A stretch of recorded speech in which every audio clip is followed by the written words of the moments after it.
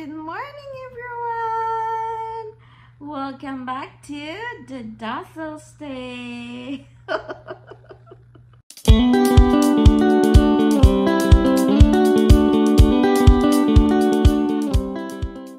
Ayan guys, first time kong gumising ng medyo late. First time in a long time. Ngayon is already 9:36 in the morning. Late ako nagising kasi gusto ko na. First time kong mag-day off after how many weeks?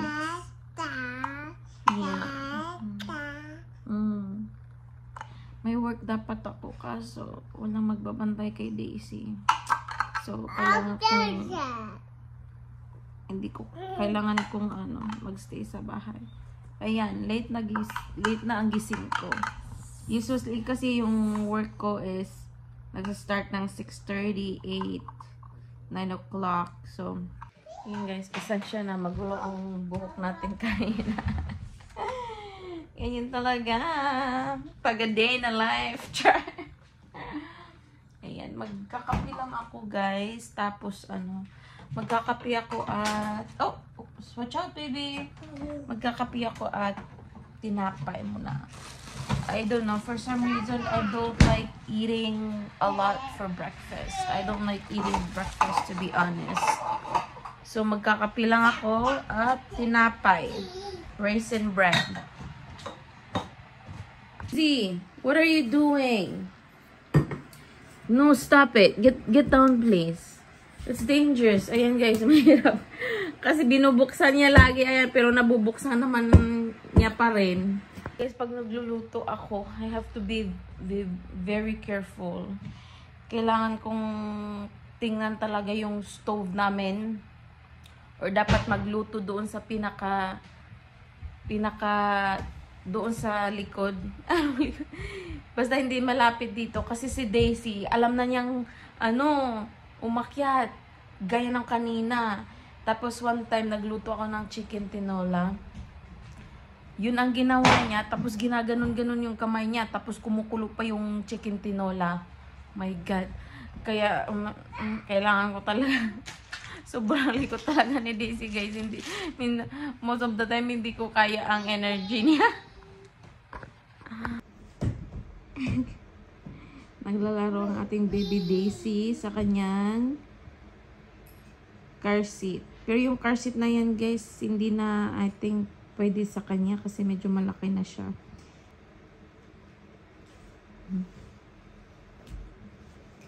Careful, baby!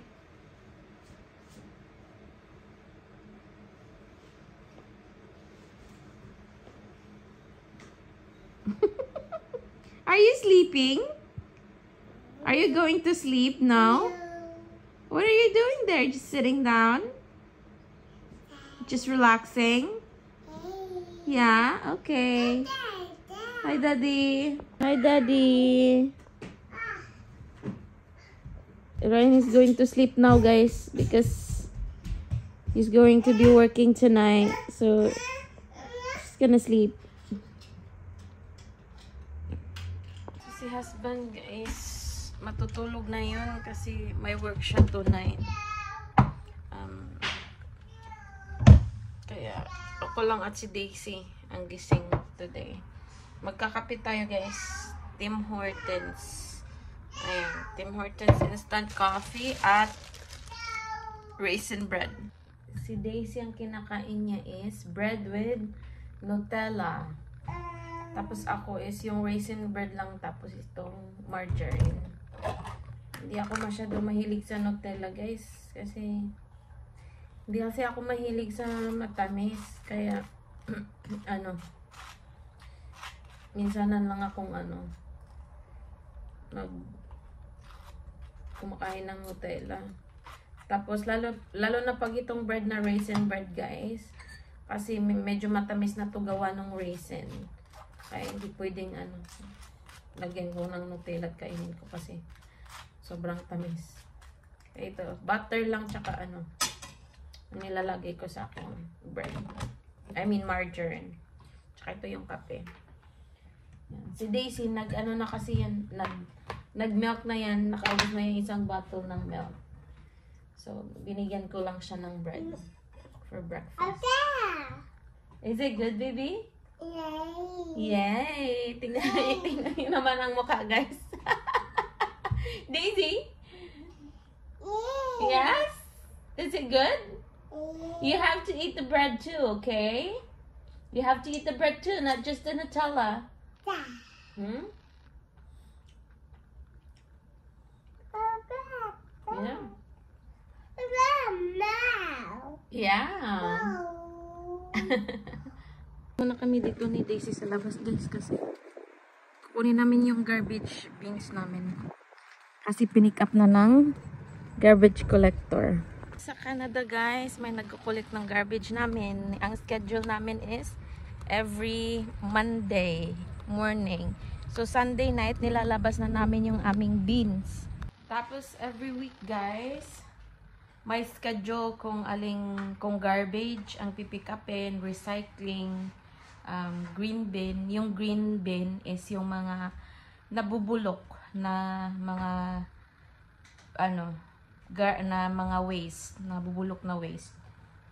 Daisy and I are going to the grocery stores, guys. Kasi bibili ako ng ingredients for apple pie, kasi gagawa tayo ng apple pie ngayon. And kung baon din ng ng husband ko. So Daisy nasa nasa car seat niya. Ayan. Na kami, guys, sa grocery mall. Si Daisy excited. Naiwan namin yung grocery bag.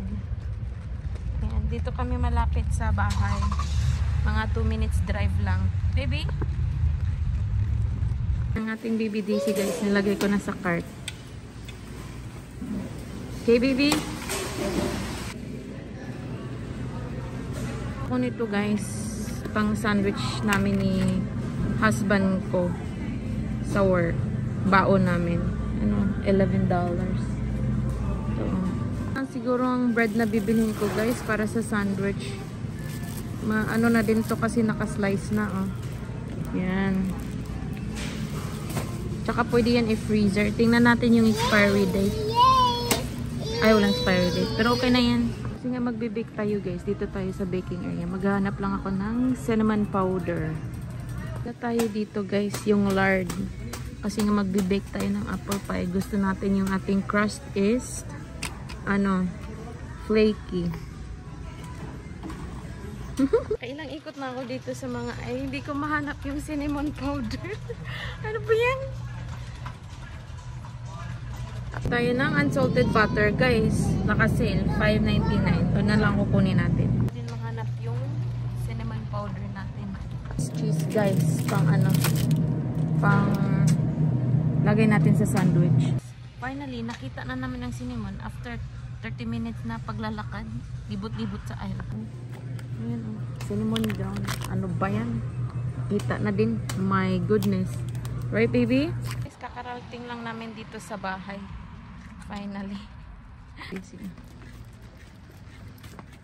Careful, babe. Ayan, guys. Dito na kami sa bahay. Oras na. 12:10 na ng noon. Nilagay ko lang yung mga dapat ilagay sa fridge. Tapos ito, magpapakain ako kay Daisy ng lunch. Yung kakainin niya is rice at ano ba yun?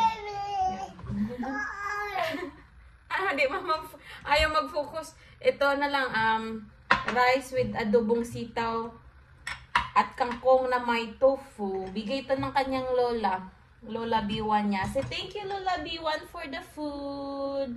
Say thank you, Lola B1. Kanyang mamita B1. Want this? Sitaw? Beans? You like that? That's one of your favorite. Yum. You want rice? Try the rice. Come on.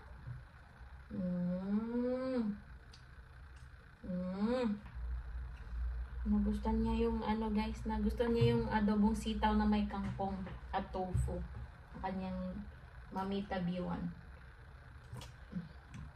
Gustong-gusto niya itong itong sitaw ever since. Yummy, baby? Ayan, guys. Bibigyan na natin ng orange si Daisy. Hindi niya masyadong naubos yung food niya.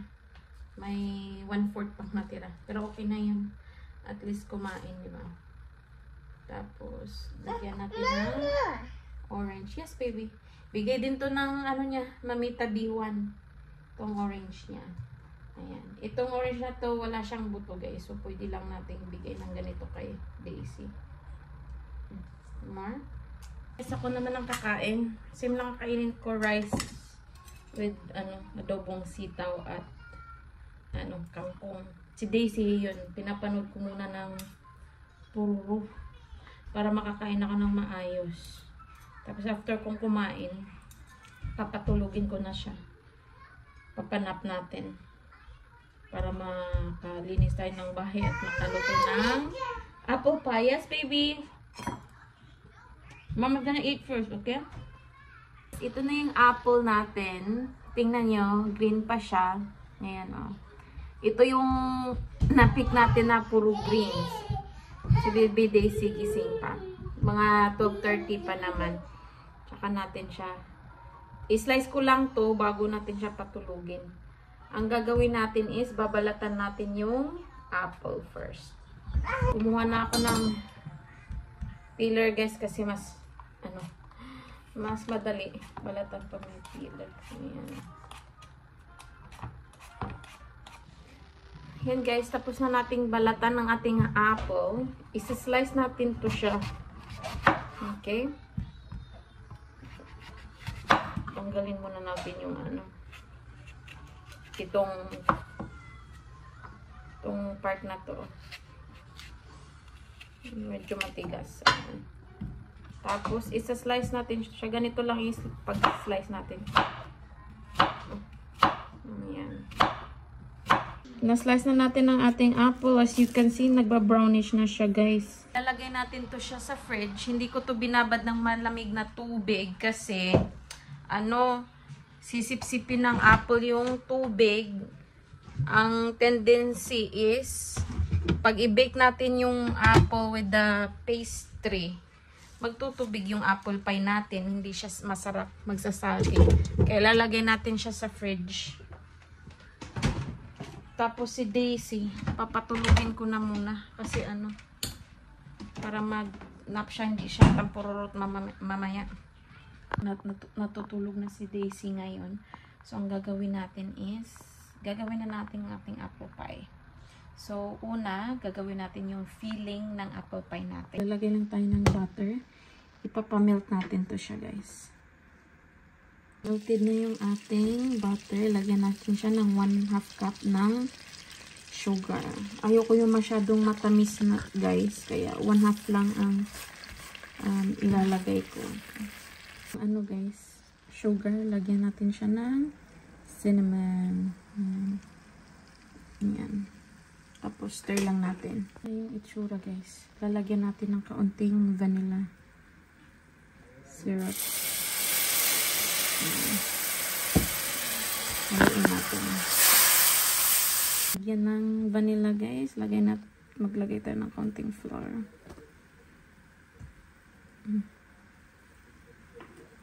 Ganito na siya, guys. After nyan, idagdag na natin yung ating apple. Ayan. Guys, nahalo na natin ang ating apple pie. Naka-low heat lang to. Ayan. Tapos, hindi natin to tatakpan para hindi hindi magtubig. Ayan. So, pag ganito na yung consistency niya, guys, yung nagto-togetherness na sila. Togetherness. Ayan. Pwede nyo nang patayin yung heat. Tapos, ipaano lang natin to. Palamigin natin ng kaunti. Pinapalamig natin yung ating apple, guys, filling ng ating apple pie. Maghuhugas muna ako ng dishes kasi ang dami. Guys, pag ganito na yung itsura, lagyan natin ng paunti-unti na cold water para magbuo siya. So guys, ito yung paglulutuan natin ng apple pie.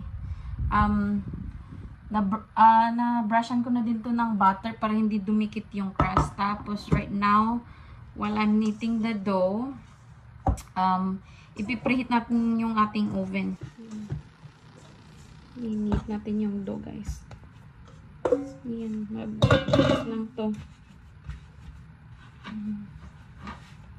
Hatiin natin ng ano.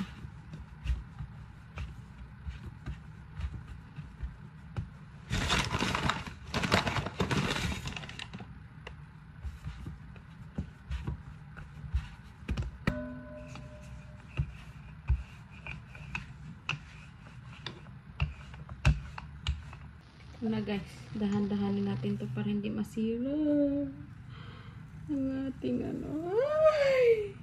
Oh my God. Yan na guys, anuhin lang natin to. Gananin natin. Tapos tatakpan pa natin to siya. Wait lang, dahan-dahanin natin. Dapat nakaano siya. Ayan. Pusa natin dito. Parang shape talaga siya nung ano ba, nung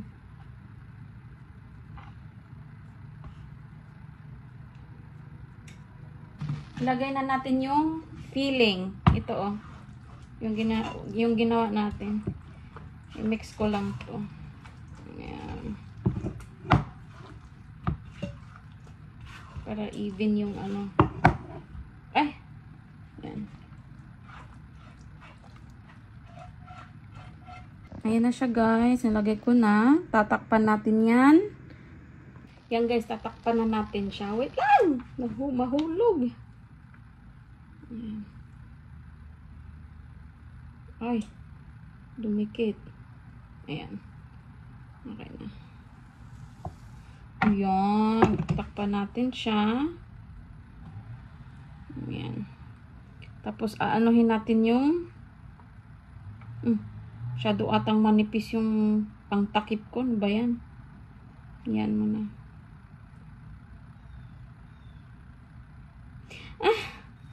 Masyadong ano. Ay, wala na. Hindi ko na siya maano. Hayaan mo na. Okay lang to. Tapos, i-ano natin guys. Yung side. Actually, first time kong gumawa ng apple pie. So, okay lang na hindi properly sealed yung parang tawag nito. Yung parang may groove talaga sa ano ba. Okay lang yan. So, ang gagawin ko, takpan natin ng paganito.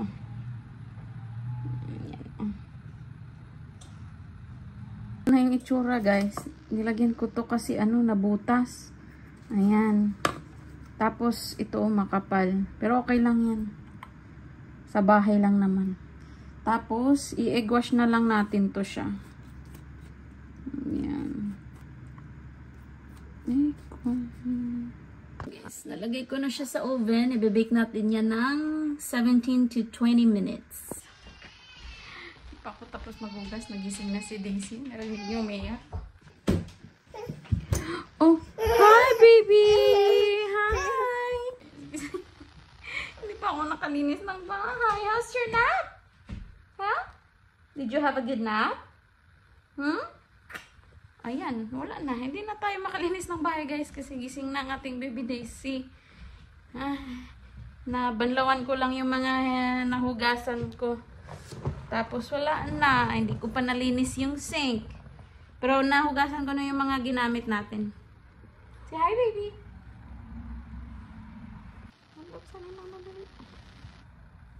Yeah, okay, baby.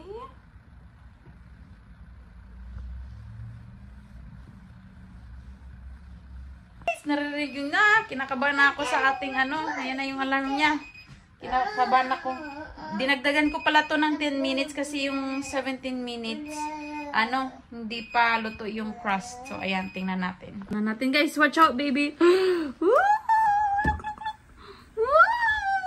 Ayan, kunin na natin, guys. Yung itsura ng ating apple pie. Ayan. Iano muna natin. Palamigin muna natin bago natin kainin, syempre. Ayan. Ayan, kita nyo guys. Hopefully masarap to. Turn off natin yung oven. Pastilan dolor. Daisy, get off. That's dangerous, please. The oven is still hot. Come on. So ngayon guys, itatry na natin yung ating apple pie. Ow! Ah, don't open that, Daisy. You hurt Mama's toe. Sakit. So itatry na natin yung ating apple pie. Ito yung pizza cutter na lang gagamitin natin kasi wala akong cake cutter. Yan guys, ikakat na natin siya.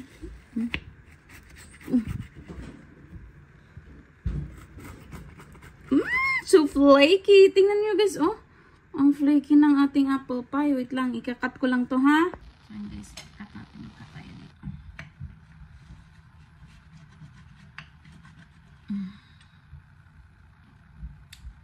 Ang gamitin natin.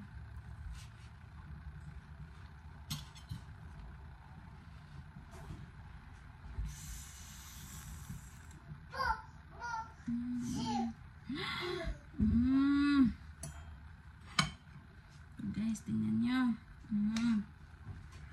Apple pie. Oh! You okay, baby?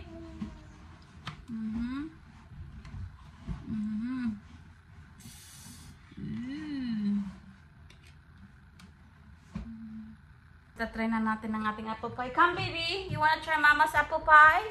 Come! Try na natin yung ating apple pie. Ooh, very flaky yung ating apple pie. Wait, baby. Because it's still hot.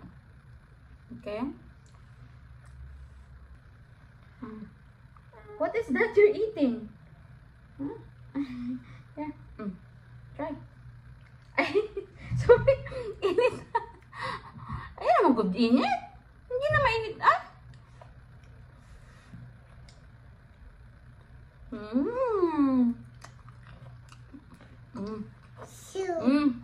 Sarap siya guys. Hindi siya masyadong matamis. Tapos crunchy pa yung apples.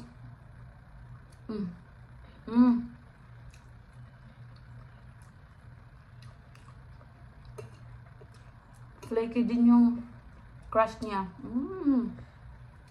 Alam mo kung masarap to? Masarap to with ano? With vanilla ice cream. Here. Yeah, try. Pero hindi niya siguro gustuhan yung ano, cinnamon.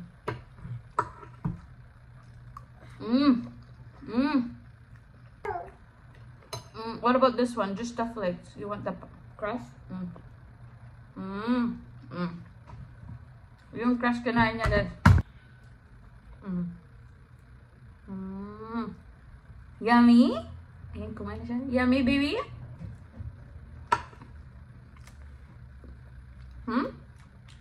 Yeah? Is it good?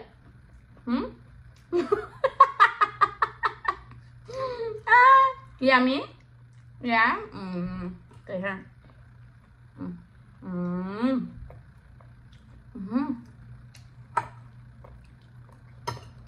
Guys, so overall, okay naman yung lasa ng ating apple pie. Yung gagawin ko lang next time is to make sure na ano. Pero I feel like hindi perfect yung ating crust kasi medyo basa sa ilalim. Sobrahan siguro ng butter. So next time paggagawa ko ng apple pie, iibahin ko yung ingredients ng ating pie crust. Pero ang nagustuhan ko sa kanya is flaky yung ating pie crust.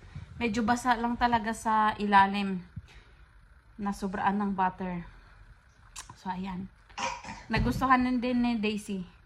Yan, papabaunan ko din si husband ko for work. Tapos baka kung gusto niya mag-snack before umalis papuntang work. Nating baby Daisy umiinom na ng tubig after kumain ng apple pie. So this na si husband papuntang work. Nakalimutan kong mag-defrost ng meat para sa dinner. So, ang ginawa ko, nagluto na lang ako ng corned beef. Ginisa ko lang sa bawang at onion.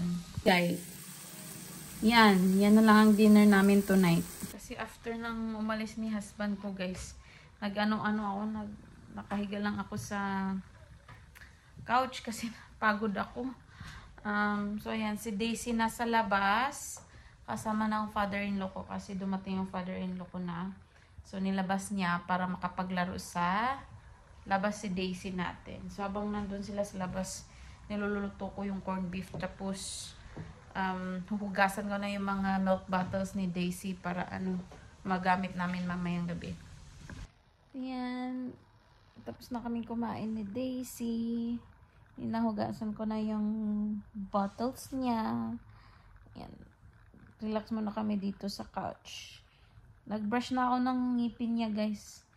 Tapos, pinapalaro ko lang yung toothbrush niya saglit. Where are you going, baby? Okay. Guys, naliguan ko na si Daisy. Nabihisan ko na siya. Ayan. Come, baby. Ayan. We're gonna go to sleep na because it's almost her bedtime. We're going in our room now. Say bye-bye, baby. Bye-bye. Say bye-bye. Say bye-bye. Bye-bye.